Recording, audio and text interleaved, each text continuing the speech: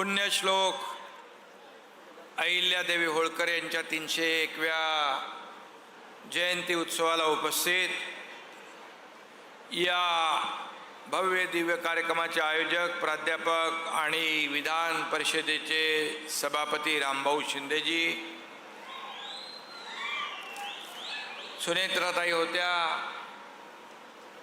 त्याचबरोबर दत्तात्रय भरणे, खासदार रामराव वडकुते, संबोधन झालं ते ज्येष्ठ नेते अण्णासाहेब डांगे,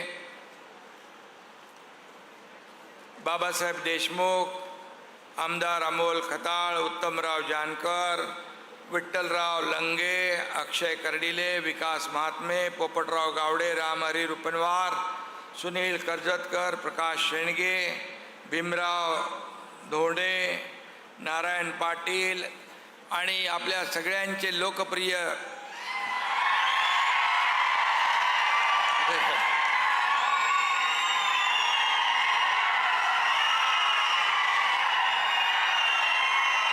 आमदार गोपीचंद पडळकर,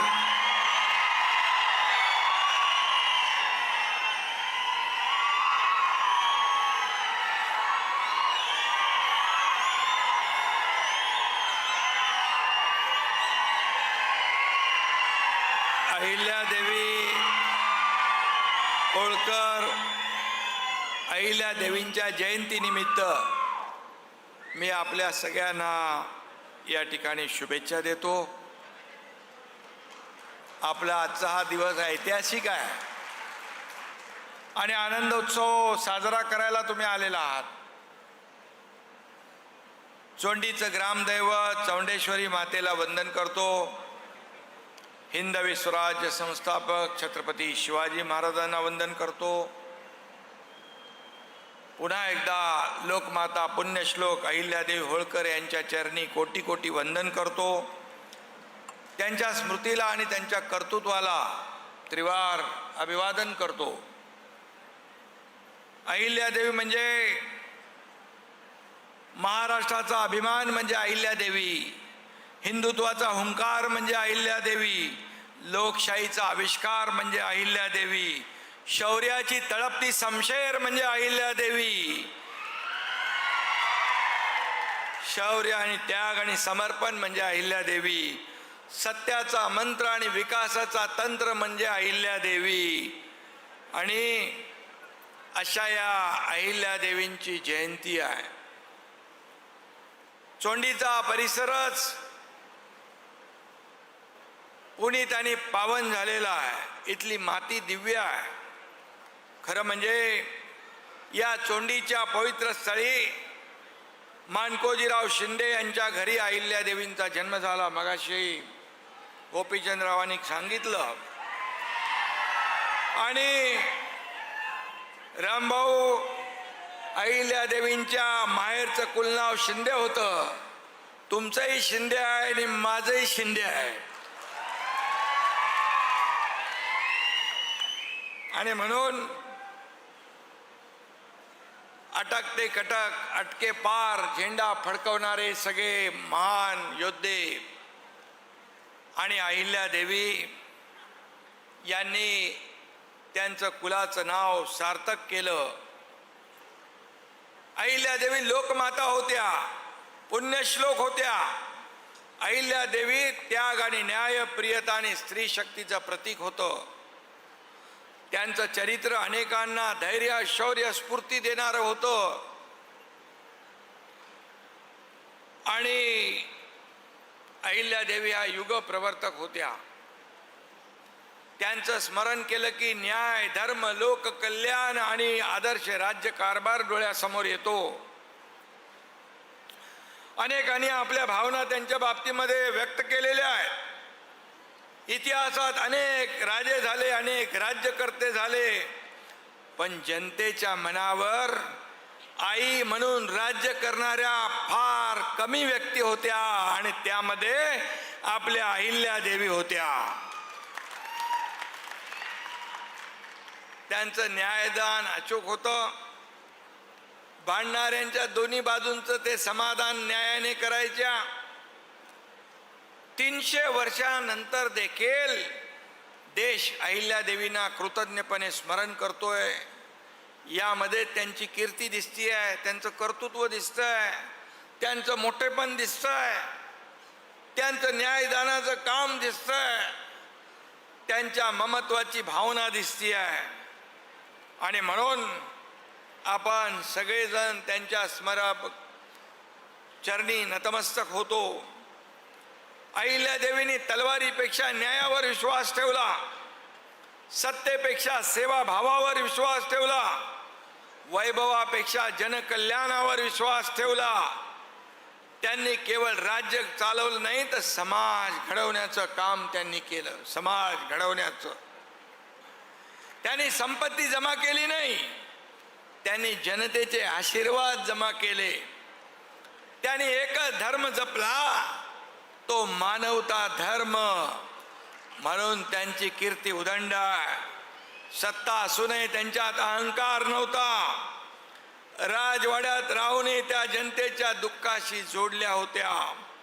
शुभ्र घोंगडी हेच त्यांचं आसन होतं.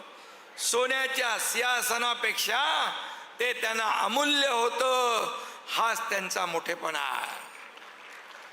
आणि म्हणून आजही त्यांना 300 वर्षानंतर देखील आपण पुण्यश्लोक म्हणतो. पुण्यश्लोक अहिल्यादेवींनी कौटुंबिक आघात खूप सहन केले. अहिल्यादेवींचे पती खंडेरावांचा अकाली मृत्यू झाला. सासरे मल्हाररावांच्या मृत्यूने तर त्यांचा आधारच निकळून पडला. पुत्र मालेराव अवघ्या 22 वर्षाच्या तरुण वयात मृत्युमुखी पडला. नथू नाव असलेला त्यांचा नातू क्षयाला बळी पडला. जावई यशवंतराव फणसे कॉलराला बळी ठरले. त्यांच्या वेदनांचं आणि दुःखाचं वर्णन कोण कसं करू शकतो. तरी सुद्धा आपल्या बाणेदार अहिल्यादेवी डगमगल्या नाहीत, खचल्या नाहीत. शेवटपर्यंत कुणालाही शरण न जाता कठोर कर्मयोग त्यांनी आचरणात आणला. त्या कधी स्वतःचं दुःख कुरवाळत बसल्या नाहीत. त्यांनी कायम जनतेचं दुःख आपलं समजलं आणि त्यावर फुंकर घालण्याचं काम केलं. आदर्श प्रशासन कसं असतं हे दाखवून देण्याचं काम त्यांनी केलं. काशी विश्वनाथापासून रामेश्वरापर्यंत, सोमनाथापासून गंगा घाटापर्यंत देशभरातली मंदिरं, घाट, धर्मशाळा, विहिरी, रस्ते उभारून त्यांनी भारताच्या संस्कृतीचं आणि एकात्मतेचं काम केलं. अहिल्यादेवींच्या विचारांचा वारसा पुढे नेण्याचं काम या ठिकाणी आपल्या सगळ्यांना करायचं आहे. मी या ठिकाणी मुद्दाम सांगेन, देशाचे यशस्वी आणि लोकप्रिय प्रधानमंत्री नरेंद्र मोदीजी 12 वर्षापासून काम करतात. एक टप पूर्ण झालंय.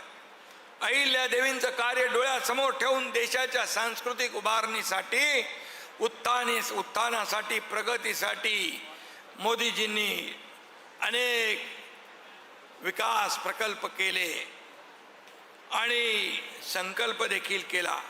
काशी विश्वनाथ कॉरिडॉर, महाकाल कॉरिडॉर, अयोध्येतील भव्य राम मंदिर, केदारनाथ पुनर्विकास हे उपक्रम फक्त उपक्रम नाहीत, तर या उपक्रमातून भारताचा सांस्कृतिक स्वाभिमान पुन्हा जागृत होतो आहे.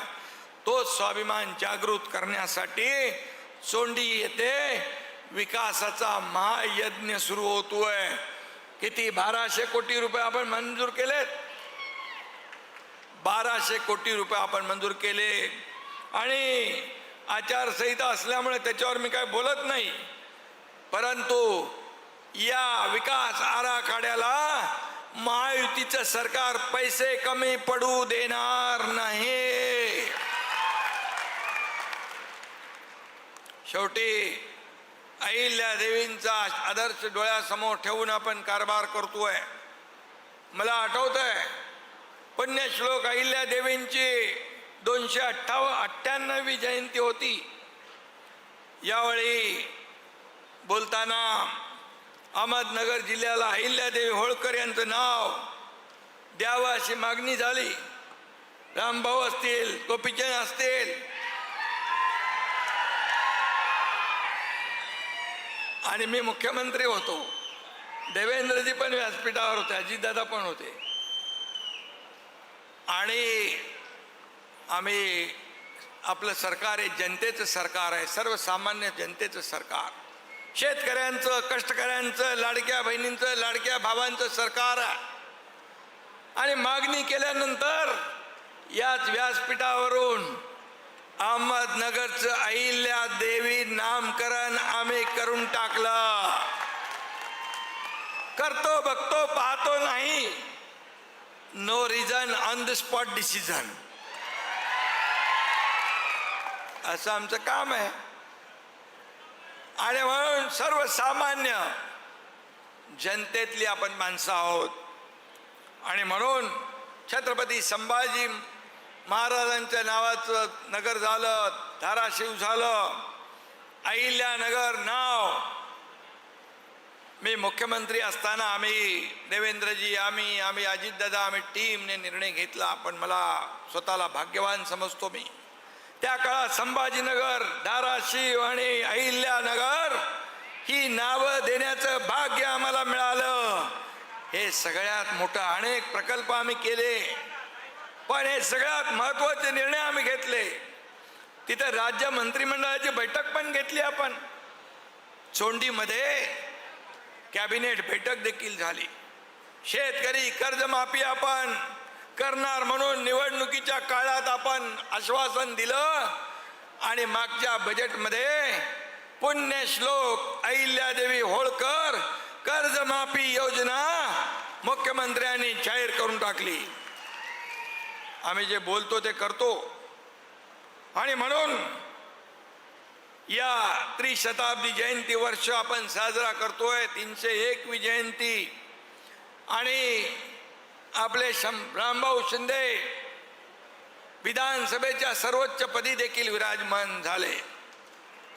हा देखील इतिहास आहे, मोठी गोष्ट आहे. आणि तुमच्या हृदयात तर गोपीचंद आहेच.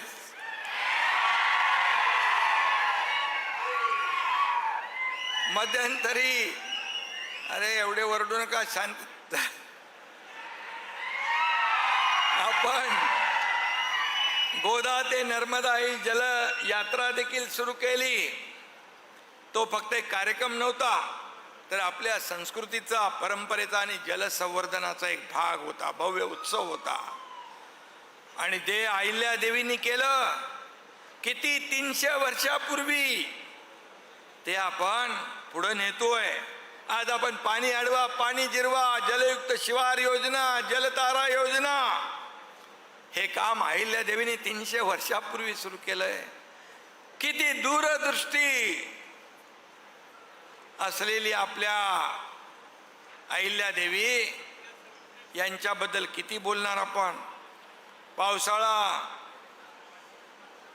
कमी आहे, पाऊस असं म्हणतात, परंतु चांगला पाऊस पडावा आणि चांगली शेती भाती व्हावी, शेतकऱ्यांच्या वरचं अरिष्ट दुःख दूर व्हावं, अशी आपण ईश्वर चरणी, अहिल्या देवींच्या चरणी प्रार्थना देखील करूया.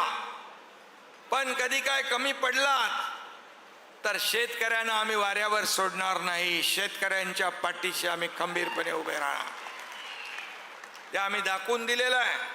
कर्जमाफी असेल, वर्षाला 6,000 रुपये, शेतकरी सन्मान योजना असेल, पीक विमा योजना असेल, अनेक निर्णय आम्ही घेतले. आजच्या काळात महिलांच्या सक्षमीकरणासाठी आपण बोलतो, पण त्याचं जिवंत उदाहरण म्हणजे अहिल्या देवी. त्यांनी दाखवून दिलं की स्त्री केवळ घराची शक्ती नसते, तर संपूर्ण राष्ट्राला दिशा देणारी शक्ती असते. आणि म्हणून आपल्या लाडक्या बहिणींना आम्ही आत्मनिर्भर करण्याचं काम केलंय, आत्मसन्मान मिळवून देण्याचं काम केलंय. लाडकी बहीण योजना सुरू केली तेव्हा अनेकाने विरोध केला, पण मी आपल्याला सांगतो, या व्यासपीठावरून कोणी माईकाला आला तरी लाडकी बहीण योजना कधीही बंद होणार नाही. आणि म्हणून लाडक्या बहिणींचं सक्षमीकरण हा आमचा अजेंडा. म्हणून मी आपल्याला एवढं सांगतो की आज या जयंतीनिमित्त ही कल्याणकारी जी काय राजवट जी आपण महाराष्ट्राने पाहिली, देशाने पाहिली, स्वराज्य देणारे छत्रपती शिवाजी महाराज आणि दुसरं नाव राजमाता पुण्यश्लोक अहिल्यादेवी होळकर, हे आपला अभिमान आणि स्वाभिमान आहे. याचा आपल्याला अभिमान आहे. शिवरायांनी स्वराज्याची ज्योत पेटवली, हिंदवी स्वराज्य वाढवलं आणि पुण्यश्लोक अहिल्यादेवींनी आपल्या कार्याच्या माध्यमातून हिंदवी स्वराज्याचा विस्तार संपूर्ण देशभर केला. याचा आपल्या सगळ्यांना अभिमान आहे. अभिमान. त्यांनी अहिल्यादेवींनी धर्म रक्षणासाठी, समाज रक्षणासाठी उभं आयुष्य वेचलं. त्यांनी कधी अंधश्रद्धेला थारा दिला नाही. महिलांनी घरात न बसता कर्तृत्व गाजवावं म्हणून अहिल्यादेवींनी माता भगिनींना स्वतःच्या पायावर उभं केलं. त्यांचं सैन्यही उभारलं. अशा अहिल्यादेवींची जयंती आज या ठिकाणी आहे. आणि म्हणून मी आपल्याला एवढंच सांगतो की अहिल्यादेवींच्या या चोंडीमध्ये जे काय भव्य दिव्य या ठिकाणी विकास आराखडा, या ठिकाणी पूर्ण आपल्याला हे वातावरण बदलायचं आहे. आणि म्हणूनच इथं येणारा प्रत्येक माणूस नतमस्तक होतो, मग त्याची आदराने मान झुकते. असं हे चोंडी हे पवित्र स्थान आहे. आणि म्हणून मी पुन्हा एकदा सांगतो, मुख्यमंत्री सकाळी येऊन दर्शन घेऊन गेलेत. आणि म्हणून मी पुन्हा एकदा सांगतो, रामभाऊ गोपीचंदराव आपल्या सगळ्यांना की या ठिकाणी जे जे काय आवश्यक आहे, आपला विकास आराखडा तर मोठा आहे, पण जे जे काय आवश्यक आहे कुठेही इंचभर पण काही त्रुटी राहता कामा नये. त्यासाठी पैसा कमी पडणार नाही, हे पुन्हा एकदा मी आपल्याला सांगू इच्छितो. आणि म्हणून मी आपल्याला पुन्हा एकदा शुभेच्छा देतो. तुम्ही ज्या ज्या काही मागण्या केलेल्या आहेत त्या माझ्या लक्षात आहेत. आणि या बाबतीमध्ये मुंबई पुणे रस्ता जो आहे शिंगरोबाच्या बाबतीत, तेही माझ्या लक्षामध्ये आहे. आणि म्हणून या समाजासाठी जे जे काही करता येईल ते केल्याशिवाय आमचं सरकार स्वस्थ बसणार नाही, हा शब्द आपल्याला देतो. पुन्हा एकदा मनापासून धन्यवाद. जय हिंद, जय महाराष्ट्र, जय मल्हार. आधी आभार प्रदर्शन होईल आणि त्यानंतर राष्ट्र